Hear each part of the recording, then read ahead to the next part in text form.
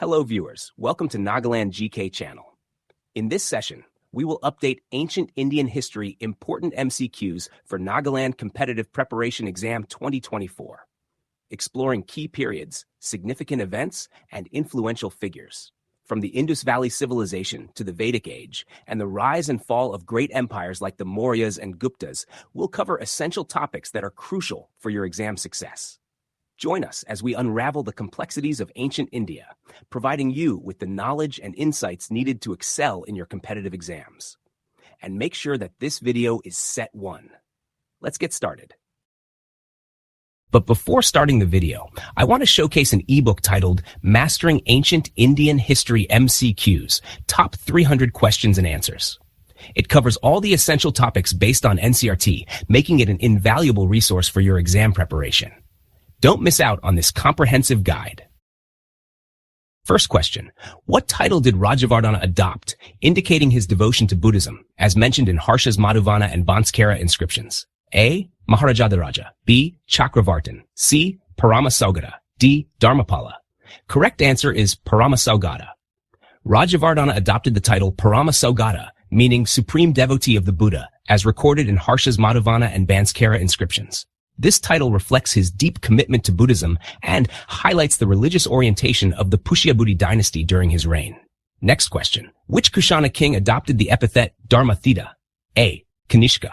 B. Huvishka. C. Vasudeva. D. Kuzul Kadphises. Correct answer is Kuzul Kadphises. Kujula Kadphises I, the founder of the Kushana dynasty, is known for adopting the epithets Dharmathita and Sacha Dharmathita on his coins. These titles indicate his adherence to Buddhist and Shaiva faiths, reflecting the religious diversity and his personal devotion during his reign. Next question. Which ancient coastal town and port near Puducherry was a significant center for Indo-Roman trade and is mentioned in the Periplus of the Erythraean Sea? A. Lothal. B. Arikamedu. C. Muziris. D. Baruch. Correct answer is Arikamedu. Arikamedu, near Puducherry, was a crucial port for Indo-Roman trade, exporting textiles, beads, and precious stones, and importing Roman wine and olive oil. Mentioned in the 1st century CE text, Periplus of the Erythraean Sea, it highlights Arikamedu's historical importance in ancient maritime commerce. Next question. Which Harappan trading site, located in northeast Afghanistan, was known for procuring the highly prized lapis lazuli for trade with major cities like Mohenjo-Daro? A. Lothal. B. Shortagai. C. Harappa. D. Kalibangan. Correct answer is Shortagai. Shortagai, in northeast Afghanistan, was a key Harappan trading outpost for procuring lapis lazuli from nearby Badakhshan. This valuable commodity was traded to cities like Mohenjo-Daro, where artifacts such as beads, pendants, and vases have been found, highlighting the importance of long-distance trade networks. Next question. Which Pallava king dispatched 2 naval expeditions to assist his friend Manavarma of Sri Lanka, who eventually sought political refuge at his court after being defeated? A. Mahendravarman I. B. Narasimhavarman I. C. Simhavishnu. D. Rajasimha. Correct answer is Narasimhavarman I. Narasimhavarman I, a Pallava king, sent 2 naval expeditions to aid his ally Manavarma of Sri Lanka. Despite this support, Manavarma was defeated and sought refuge at Narasimhavarman I's court, highlighting the political alliances and military engagements between South Indian and Sri Lankan rulers during this period.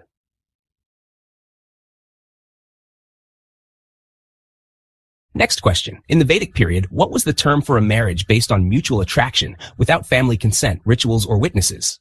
A. Brahma Viva.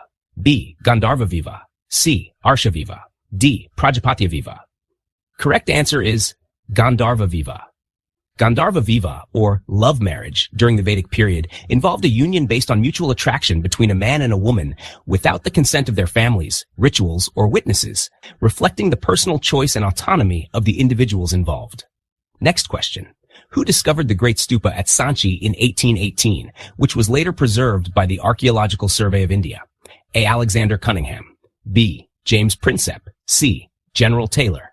D. John Marshall. Correct answer is General Taylor. The Great Stupa at Sanchi was discovered in 1818 by General Taylor. Initially overrun with vegetation, the site underwent disorganized excavations until the Archaeological Survey of India took control, ensuring its preservation. Commissioned by Emperor Ashoka, it is a significant Buddhist monument. Next question. What unique architectural feature distinguishes the Bamala Stupa in Pakistan from other Gandhara stupas? A. Dome-shaped structure. B. Square base. C. Cross-shaped design. D. Circular terraces. Correct answer is cross-shaped design. The Bamala Stupa, part of the Bamala Buddhist complex near Haripur, Pakistan, dates back to the 4th century AD and is a national heritage site. Unlike other Gandhara stupas, its cross-shaped design resembles an Aztec pyramid, making it architecturally unique. Next question. What term from the Vedic civilization refers to an usurer and is also mentioned in the Manusmriti? A. Rinapatra. B. Rinalekya. C. Kusidin. D. Vaishya. Correct answer is Kusidin. The term Kusidin from the Vedic civilization refers to an usurer and is also mentioned in the Manusmriti. This indicates the prevalence of banking activities, including loans and interest rates during that period, highlighting early financial practices in ancient India. Last question for today's session. Who was the first democratically elected Prajapati in the later Vedic period? A. Lord Brahma. Lord Indra. C. Lord Vishnu. D. Lord Shankar. Correct answer is Lord Vishnu. In the later Vedic period, Prajapati, the supreme deity, was elected democratically. The first such elected Prajapati was Lord Vishnu, followed by Lord Brahma and Lord Shankar. The Vedas mention a total of 26 Prajapatis, reflecting the significant role of democratic processes in ancient religious practices.